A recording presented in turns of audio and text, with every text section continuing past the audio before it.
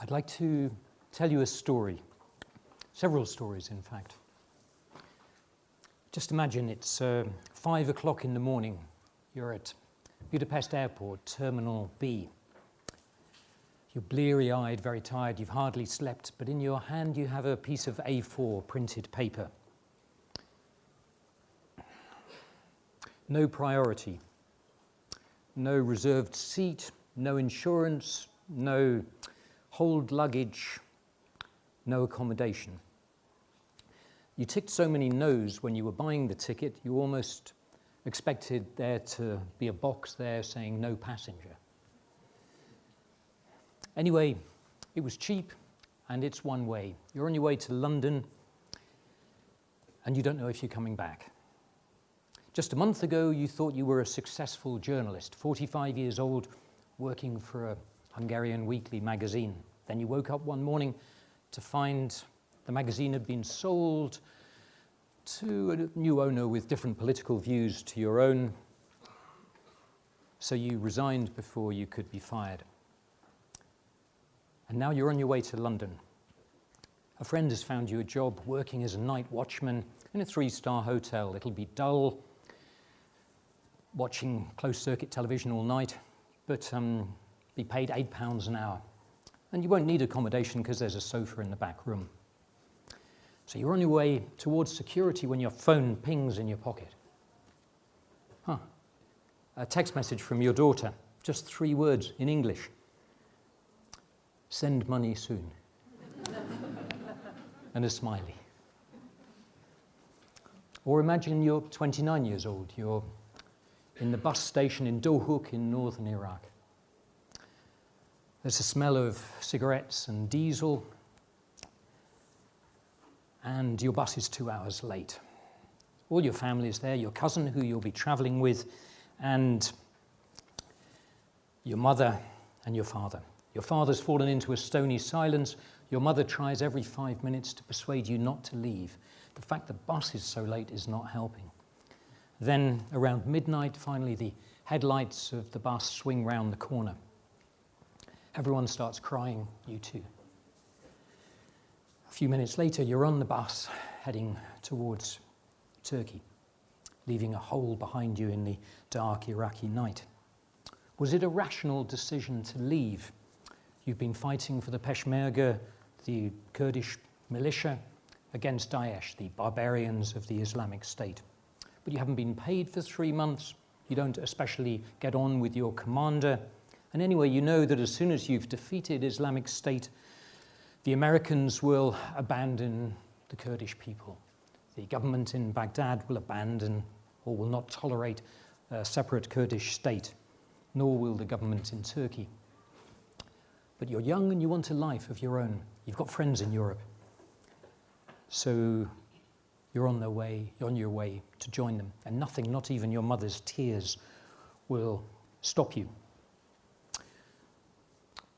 Or imagine you're 15 years old, an Afghan boy, but born in Iran, where your family took refuge from the war in Afghanistan, which has been going on so long. You've already left school. You're working in a factory for $200 a month.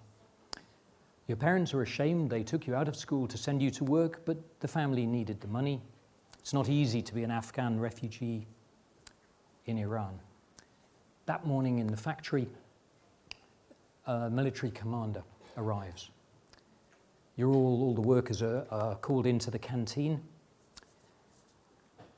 and the commander says the following. I'm looking for volunteers, he says, to come to fight with Iranian units alongside President Bashar Assad in Syria. This will be your chance to give something back to Iran, the country that's given you refuge, and to fight for your Shia faith. And you'll be paid $800 a month. Any questions?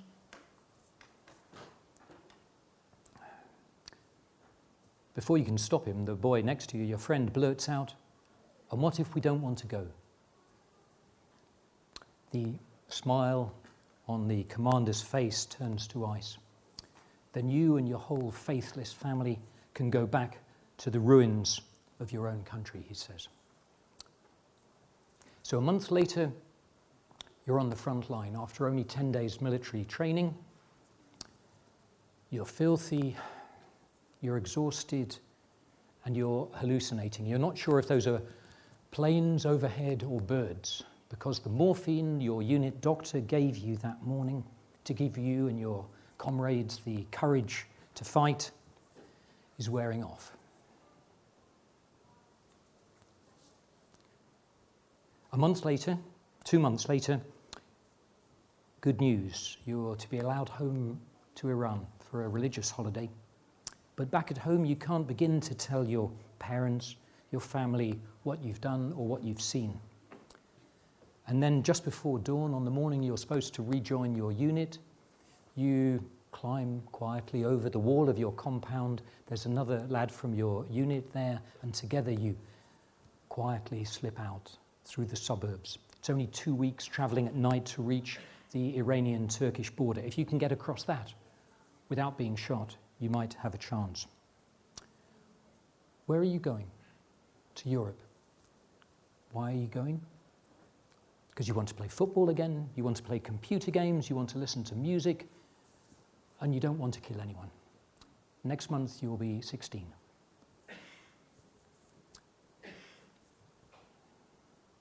Or you're 29. You're a Hazara woman, also from Afghanistan, living in Iran. You've got 2 small children, a little boy, age 4, a girl, age 13. It's the summer of 2015. You wake up one morning to find a note from your husband. He has another woman now, he says, and they've gone to Europe together. He sends kisses to the children, not to you. You cry for 3 days, you cry for 30 days. You comfort the children, sometimes the children comfort you, sometimes they blame you for what's happened. Your parents-in-law certainly blame you. They say you should move in with them. You don't really have much choice. But they blame you for the loss of their son, who they feel has betrayed them by going off to Europe with his new flame. After a few months living with your in-laws, you realize they're not interested in you at all. There's no new affection towards you. They just want your children. They wish you'd disappear, so you decide to do just that. So you borrow some money from an uncle, you sell everything you have, even your wedding ring, and then you steal your own children back from their grandparents, and you set out, you 3, to Europe. And finally, you're Hungarian, 18 years old, in your first term as a law student at ELTE, at Budapest Humanities University, and you're enjoying the course very much. October the 23rd, 1956 was a Tuesday. You had classes, but there's such an excitement, such a turmoil in the university and in the whole city that you decide to skip classes and join the demonstration along the banks of the Danube. The atmosphere is amazing. People are chanting and singing.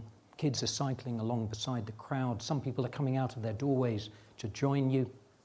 And people are waving from the balconies. And when you get to Bem Square, you even catch a glimpse of the lecturer whose classes you're missing. He's also there through the crowd. That evening, you join the crowd outside the radio building in Radoj Street, trying to get a petition read out on the radio, and when a shot rings out, and then another, the crowd panics, flees through the streets. And a little later, a lorry pulls up outside the National Museum. They're handing out guns, and before you know what you're doing, you've taken one.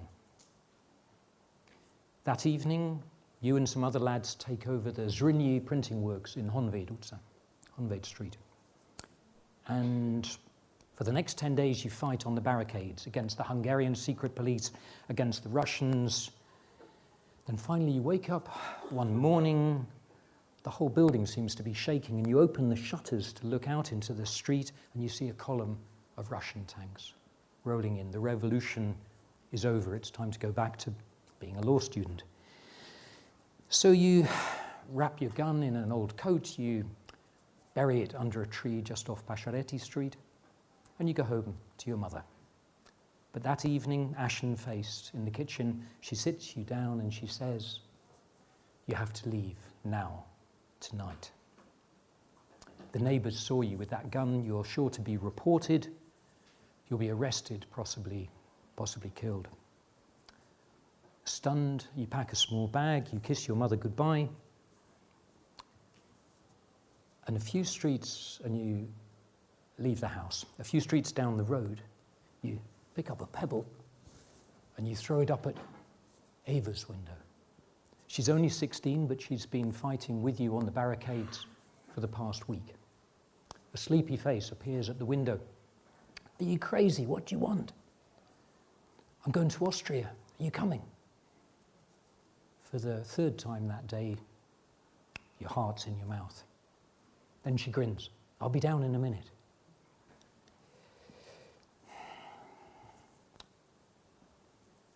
With true stories like these, and 100 others I could tell you if we had time, I would suggest that most people who set out do so with rational purposes. It's first and foremost a rational decision to leave home. Most refugees, most migrants, feel they don't have much choice. They're driven by fear or impatience or hopes and dreams. There's a voice inside them which says, it might be their own voice, it might be some deep ancestral voice, which says to them, your best chance of survival is to leave home. Before the walls fall in on top of you, the dust is already rising in the street outside.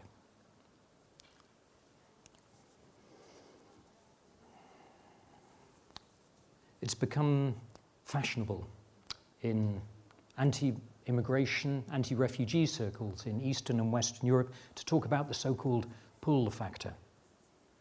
Oh, Mutti Merkel invited them, of course they came.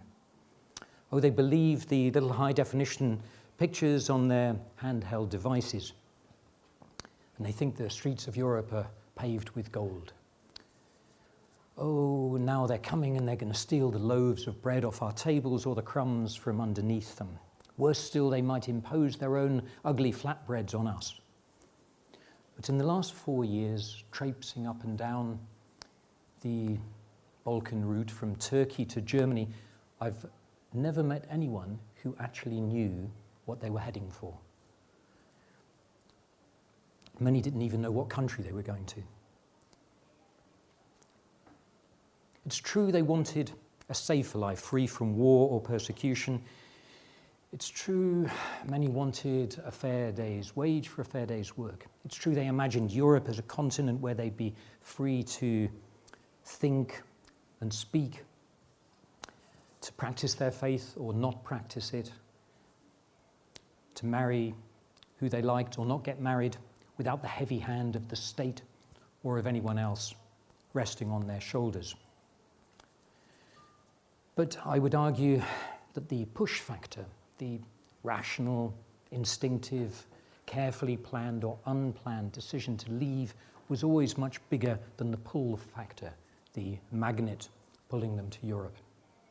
In conclusion, I think it's also in our rational self-interest to allow, to welcome refugees and migrants to Europe. And let's hope many of them stay because they bring with them the determination, the energy, the skills, or the willingness to learn new skills which our aging continent needs, our aging societies need. And let's hope many of them stay because, as the former Czechoslovak president Thomas Masaryk once said about his own people, without them we are like frogs croaking at one another across a pond. And what this country needs is a sea coast, not a strip of the Adriatic from which to launch our gunships, but a strip of sea coast in our own minds on which to meet people from across the seas. But let's also hope many of them go back, because it's in their rational self-interest to rebuild their own countries. How will Syria, Iraq, Eritrea, Afghanistan ever be built with the loss of so many people. And let's hope many of them go back, because we all like our societies more or less as they are. Though I think we should not underestimate the resilience of our own cultures. They're not such fragile things as some people fear. I don't believe in a melting pot where cultures or peoples disappear. I don't believe in a clash of civilizations. Civilizations have always cross-fertilized, met, learned things from one another, while staying more or less the same. The West Balkan route, in a sense, is an extension of the old Silk Road. But let's hope many of them find their way home. But if they don't find a way home, let's hope they make their homes here, because we all need homes. There's no cure, no medicinal cure for homesickness, but there's also something called love. I wanted to go home to my own parents, to my own hills and fields, to my own trees and cliffs. But I fell in love here in what I thought was a transit country, which turned into my host country, and so I stayed. And my children, who were born here, feel at home here, and they feel at home abroad as well. They even feel at home on the road. Just before I came here this evening, I was checking where my oldest son is this evening. He's 1,200 kilometers off the coast of South Africa in a small, South America, in a small sailing boat, just passing the Galapagos Islands on his way to Australia. I guess he feels at home in that small boat as well. Migration, as the British author John Berger wrote, has become the chief means of survival of our time. Migration from the village to the city, migration from country to country. It's not a good thing, and it's not a bad thing. It's simply a fact. Thank you very much.